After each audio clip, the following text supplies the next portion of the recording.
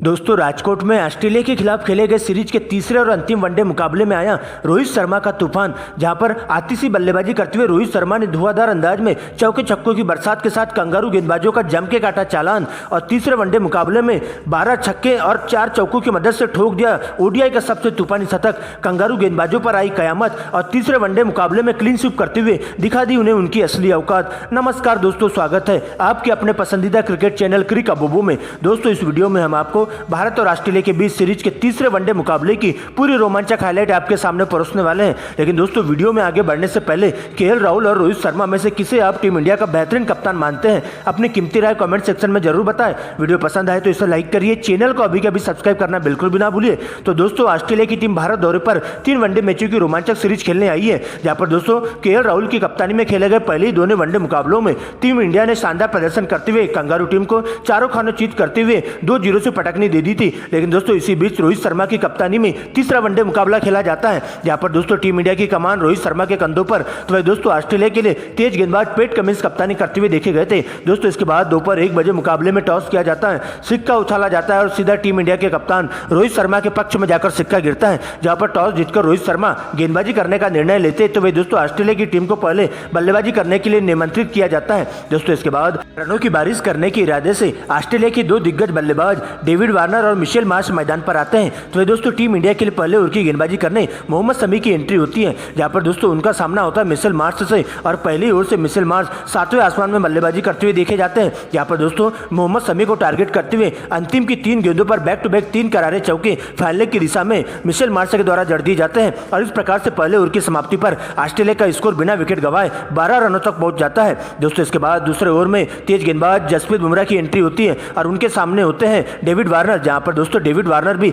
आतिशी बल्लेबाजी करते हुए देखे जाते हैं और जसप्रीत बुमराह की पहली गेंद पर करारा प्रहार करते हुए गेंद को दर्शक दीर्घा में 6 रनों के लिए भिजवा देते हैं। तो दोस्तों इसी ओवर की अंतिम गेंद पर एक और फाइनल लेग की दिशा में जोरदार चौका जड़ देते हैं। इस प्रकार से दोस्तों दोनों ही बल्लेबाज इसी अंदाज में आगे भी बल्लेबाजी करते हुए चले जाते हैं और टीम इंडिया के तेज गेंदबाजों पर पूरी तरह से हावी होते हुए उनकी धज्जियां उधेड़ना चालू कर देते हैं और देखते ही देखते 10 ओवर की समाप्ति पर ऑस्ट्रेलिया के स्कोर को बिना विकेट गंवाए 60 रनों के पार पहुंचा देते हैं। लेकिन दोस्तों इसके बाद तो दोनों ही बल्लेबाजों के द्वारा आतिशी बल्लेबाजी की जाती है, जहां पर चौके का उम्र छक्के ज्यादा मारना चालू कर देते हैं। दोस्तों 15वें ओवर में तो हदें पार हो जाती है, जहां पर दोस्तों जसप्रीत बुमराह को टारगेट करते हुए डेविड वार्नर के द्वारा आतिशी बल्लेबाजी की जाती है और इसी ओवर में 2 चौके और 2 गगनचुंबी छक्के लगा देते हैं। तो दोस्तों 16वें ओवर में एक बार फिर से डेविड वार्नर का विकराल रूप देखने को मिलता है, जहां पर दोस्तों टीम इंडिया के तेज गेंदबाज शार्दुल ठाकुर को टारगेट करते हुए पहली 2 गेंदों पर 2 गगनचुंबी छक्के लगा देते हैं और देखते ही देखते डेविड वार्नर सबसे पहले अपना 50 पूरा करते हैं। लेकिन दोस्तों इस साझेदारी को तोड़ने के लिए एक बार फिर से टीम इंडिया के स्पिन गेंदबाज सर जडेजा की 17वें ओवर में एंट्री होती है,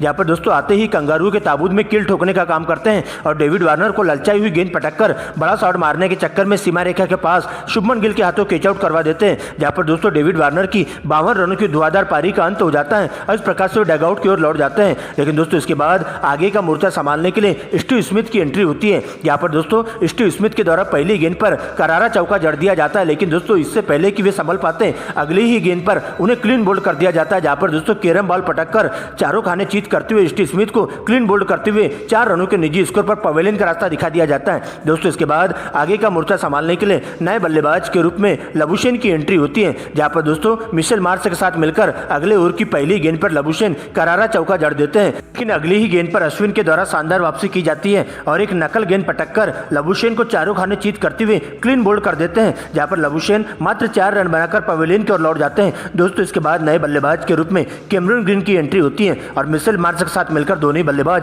धुआंधार अंदाज में बल्लेबाजी करना चालू कर देते हैं और देखते ही देखते 25 ओवर की समाप्ति पर ऑस्ट्रेलिया के स्कोर को 3 विकेट के नुकसान पर 150 रनों तक पहुंचा देते हैं। लेकिन दोस्तों इसके बाद सबसे पहले मिशेल मार्श का तूफान देखने को मिलता है, जहां पर मिशेल मार्श के द्वारा आतिशी बल्लेबाजी की जाती है और टीम इंडिया के गेंदबाजों के साथ खिलवाड़ करते हुए मात्र 27 गेंदों में ही अपना 50 पूरा कर लेते हैं। लेकिन दोस्तों इसके बाद 28वें ओवर में अश्विन के द्वारा एंट्री होती है और अश्विन के द्वारा रिवर्स स्वीप खेलने के चक्कर में मिशेल मार्श केएल राहुल के द्वारा चीते की रफ्तार से तेज गति से उन्हें स्टंपिंग कर दी जाती है, जहां पर दोस्तों मिशेल मार्श की धुआंधार 72 रनों की पारी का अंत हो जाता है। जिसके बाद जोश इंग्लिश के रूप में ऑस्ट्रेलिया के नए बल्लेबाज कैमरन ग्रीन का साथ देने के लिए मैदान पर आते हैं और आते ही दोनों बल्लेबाज काफी संभल कर खेलते हुए दिखाई देते हैं और सिंगल डबल के साथ ऑस्ट्रेलिया की पारी को कछुए की चाल से आगे बढ़ाने का काम करते जाते हैं। लेकिन दोस्तों सबसे पहले जोश इंग्लिश के द्वारा आतिशी बल्लेबाजी की जाती जाती है, जहां पर दोस्तों 40वें ओवर में धुआंधार अंदाज में बल्लेबाजी करते हुए 2 छक्के और 2 चौके उड़ा देते हैं। तो दोस्तों इसके बाद 41वें ओवर में एक बार फिर से कंगारू टीम को एक बड़ा झटका लग जाता है, जहां पर दोस्तों रिवर्स स्वीप खेलने के चक्कर में जल्दबाजी कर बैठते हैं कैमरून ग्रीन और 31 रनों के निजी स्कोर पर उन्हें रन आउट होकर पवेलियन का रास्ता नापना पड़ता है, जहां पर दोस्तों सर जडेजा के द्वारा घातक गेंदबाजी का नजारा पेश किया जाता है और चारों खाने चीत करते हुए कैमरून ग्रीन को 31 रनों के निजी स्कोर पर सूर्य कुमार यादव के द्वारा रॉकेट की रफ्तार से फेंके गए थ्रो की मदद से उन्हें पवेलियन का रास्ता दिखा दिया जाता है, जहां पर कैमरून ग्रीन के बल्ले से 31 रनों की पारी देखने को मिलती है। लेकिन दोस्तों इसके बाद नए बल्लेबाज के रूप में स्टोइनिस की एंट्री होती है, यहाँ पर स्टोइनिस आते ही कुछ अच्छे शॉट्स लगाते हैं और जडेजा के इसी ओवर में बैक टू बैक 2 गगनचुंबी छक्के लगा देते हैं। लेकिन दोस्तों अगले ओवर में मार्क स्टोइनिस भी बड़ा शॉट खेलने के चक्कर में जल्दबाजी कर बैठते हैं और 29 रनों के निजी स्कोर पर सीमा रेखा के पास कैच आउट होकर पवेलियन की ओर लौट जाते हैं। दोस्तों इसके बाद विकेट कीपर बल्लेबाज एलेक्स कैरी मैदान पर आते हैं और जोश इंग्लिश के साथ मिलकर अंतिम के ओवरों में ताबड़तोड़ अंदाज में बल्लेबाजी करते हुए देखे जाते हैं, जहां पर दोस्तों दोनों बल्लेबाजों के द्वारा चौके छक्कों की झड़ी लगाते हुए टीम इंडिया के तेज गेंदबाजों के साथ साथ स्पिन गेंदबाजों पर पूरी तरह से हावी होते हुए दिखाई देते हैं। लेकिन दोस्तों सबसे पहले 49वें ओवर में आर अश्विन कंगारू टीम के 2 बड़े बल्लेबाजों को आउट कर पवेलियन का रास्ता दिखा देते हैं। इसके बाद कंगारू टीम पूरी तरह से बैकफुट पर आ जाती है और एक के बाद एक सस्ते में अपना विकेट गंवाते हुए चले जाते हैं। तो दोस्तों 50वें ओवर में सर जडेजा के द्वारा फिरकी गेंदबाजी का नजारा पेश किया जाता है, जहां पर दोस्तों अंतिम के दोनों बल्लेबाजों को आउट करते हुए कंगारू बल्लेबाजों का पूरी तरह से सुपड़ा साफ कर देते हैं और इस प्रकार से 50 ओवर की समाप्ति पर कंगारू टीम स्कोर बोर्ड पर 320 रन बना पाती है, जहां पर दोस्तों टीम इंडिया की तरफ से घातक गेंदबाजी करने वाले रविंद्र जडेजा और आर अश्विन के खाते में 5-5 विकेट जाते हैं। दोस्तों इसके बाद भारतीय पारी के लिए रनों की बारिश करने के इरादे से टीम इंडिया के 2 धाकड़ ओपनर बल्लेबाज शुभमन गिल और कप्तान रोहित शर्मा मैदान पर आते हैं, जिनके कंधों पर टीम इंडिया को ठोस शुरुआत देने की जिम्मेदारी होती है। तो दोस्तों ऑस्ट्रेलिया के लिए पहले ओवर की गेंदबाजी करने के लिए तेज गेंदबाज एबॉट की एंट्री होती है, जहां पर दोस्तों उनका सामना होता है रोहित शर्मा से और पहले ही पटकी हुई गेंद पर करारा चौका उनके बल्ले से देखने को मिलता है। लेकिन दोस्तों इसके बाद शानदार वापसी करते हैं, लेकिन दोस्तों अंतिम की 2 पटकी हुई बाउंसर गेंद पर पुल शॉट लगाते हुए 2 गगनचुंबी छक्के रोहित शर्मा के बल्ले से देखने को मिलते हैं और इस प्रकार से पहली ओवर में 16 रन कोड़ देते हैं। लेकिन दोस्तों इसके बाद दूसरे ओवर की गेंदबाजी करने के लिए एक बार फिर से ऑस्ट्रेलिया के तेज गेंदबाज कैमरून ग्रीन की एंट्री होती है और वहां उनका सामना होता है शुभमन गिल से, जहां शुभमन गिल भी 5वें गेंद में बल्लेबाजी करते हुए कैमरून ग्रीन के अंतिम की 2 गेंदों पर बैक टू बैक 2 करारे चौके जड़ देते हैं और इसके साथ दोनों बल्लेबाजों के द्वारा इसी अंदाज में बल्लेबाजी की जाती है, जहां पर अच्छी गेंदों को छोड़ते हुए खराब गेंदों पर बड़ा हिट मारना चालू कर देते हैं और संभल कर खेलते हुए और कोई विकेट गंवाए बिना देखते 15 ओवर की समाप्ति पर टीम इंडिया के स्कोर को बिना विकेट गंवाए स्कोर बोर्ड पर 110 रनों तक पहुंचा देते हैं। लेकिन दोस्तों इसके बाद 16 ओवर में कमिंस की एंट्री होती है, उनका सामना होता है हिटमैन से, जहां पर दोस्तों पहले ही बैकवर्ड पॉइंट की दिशा में 104 मीटर का गगनचुंबी छक्का हिटमैन के बल्ले से देखने को मिलता है। तो दोस्तों इसके बाद बैकअप लेंथ पर करारा प्रहार करते हुए रोहित शर्मा एक और लमसम छक्का लगा देते हैं और इस प्रकार से रोहित शर्मा मात्र 37 गेंदों में ही अपना 50 पूरा कर लेते हैं। लेकिन दोस्तों 50 पूरी होने के बाद रोहित शर्मा 7वें आसमान में बल्लेबाजी करना चालू कर देते हैं, जहां पर दोस्तों साफ तौर पर देखा जाता है कि रोहित का गुस्सा कंगारू गेंदबाजों पर पूरी तरह से दिखाई देता है, जहां पर दोस्तों रोहित शर्मा के द्वारा आतिशी बल्लेबाजी की जाती है और कंगारू गेंदबाजों के साथ खिलवाड़ करते हुए दिखाई देते हैं। तो दोस्तों 20वें ओवर में सबसे पहले शुभमन गिल भी धुआंधार अंदाज में बल्लेबाजी करते हैं और अपने ही अंदाज में बल्लेबाजी करते हुए कंगारू गेंदबाजों को विकेट के लिए तरसा देते हैं और उनकी धज्जियां उधेड़ना चालू कर देते हैं और देखते देखते शुभमन गिल भी दूसरे छोर से अपने ही अंदाज में बल्लेबाजी करते हुए 52 गेंदों में अपना 50 लगा देते हैं। लेकिन दोस्तों 50 पूरी होने के बाद दोनों बल्लेबाजों के द्वारा आतिशी बल्लेबाजी की जाती है, जहां पर कंगारू गेंदबाजों के साथ खिलवाड़ करते हुए उनमें दिन में तारे दिखाई देते हैं, क्योंकि दोस्तों दोनों छोर से चौके छक्कों की झड़ी चालू हो जाती है, जहां पर दोस्तों दोनों बल्लेबाज चौके का उम्र छक्के ज्यादा मारना चालू कर देते हैं और देखते देखते 30 ओवर की समाप्ति पर टीम इंडिया का स्कोर बिना विकेट गंवाए स्कोर बोर्ड पर 150 रनों के पार पहुंच जाता है। लेकिन इसके बाद रोहित शर्मा अजीबोगरीब अंदाज में शॉट्स लगाना चालू करते हैं और मैदान के हर कोने में गेंद को पहुंचाने का काम करते हैं, जहां पर दोस्तों रोहित के बल्ले से हुक शॉट, फ्लिक शॉट और शॉर्ट ऑफ लेंथ गेंद पर करारा प्रहार करते हुए गगनचुंबी छक्के लगाने का काम करते जाते हैं और देखते ही देखते रोहित शर्मा अपने शतक के काफी करीब पहुंच जाते हैं, जहां पर दोस्तों मार्क स्टोइनिस के अगली ओवर में सबसे पहले रोहित शर्मा एक गगनचुंबी छक्का लगाते हुए मात्र 88 गेंदों में ही अपना शतक पूरा कर लेते हैं। जिसके बाद दोस्तों अगले ओवर में गेंदबाजी करने के लिए आते हैं एडम जंपा,